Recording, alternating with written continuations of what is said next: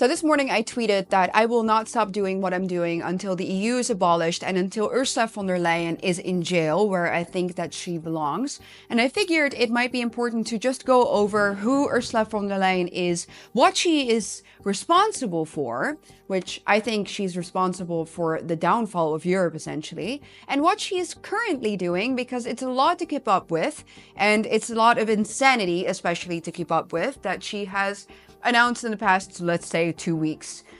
To get back to basics, Ursula von der Leyen is the president of the European Commission, which is the executive body of the EU. It's the most powerful body of the EU, and it's an unelected body. So Ursula von der Leyen was never directly chosen by us, the people. We never voted for her.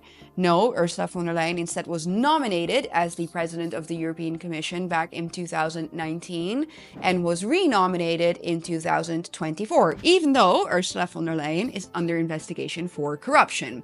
Let me get back to that in a second.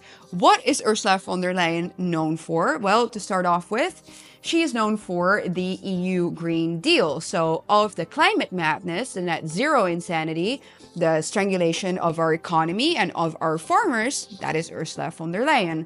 She's also known for the EU Migration Pact, so the replacement politics that have been central to European decision-making, the fact that we are being replaced in our own home countries, that Europe no longer looks like Europe, and that we are increasingly unsafe. That is Ursula von der Leyen.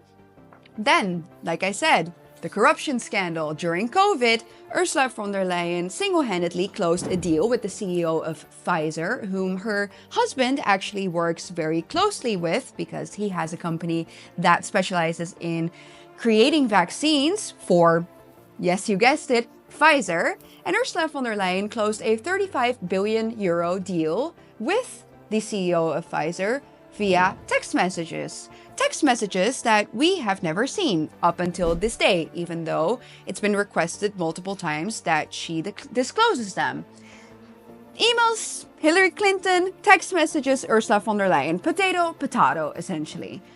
What else is she known for? Of course, the fact that she is willing, or seems to even want to, drag us all into World War III by saying that she will continue to support Ukraine with our taxpayers' money, of course, no matter what. So what has Ursula von der Leyen announced in the past, let's just say 2 weeks? 1. The Rearm Europe plan, which is ultimately the idea to allocate 800 billion euros to a European Defense Fund, which, of course, indirectly or even directly, will go all directly to Ukraine. What else? 4.4 billion euros for a genocidal anti-white regime in South Africa to establish a energy transition, which of course is completely useless, will never happen, but we, the European people, are paying for it. What else?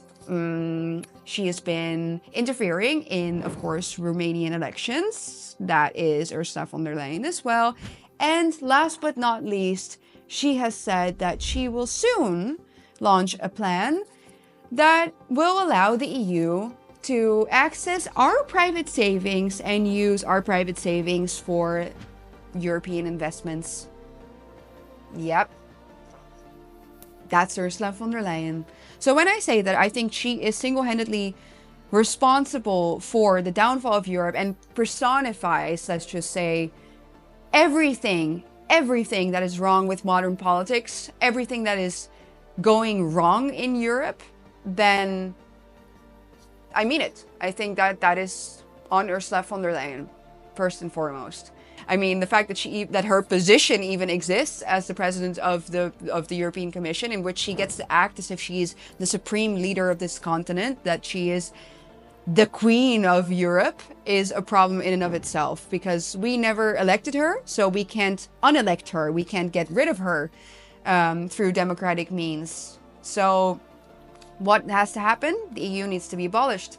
It's the only option. The only option in which we will take the power away from these unelected bureaucrats who are destroying our continent.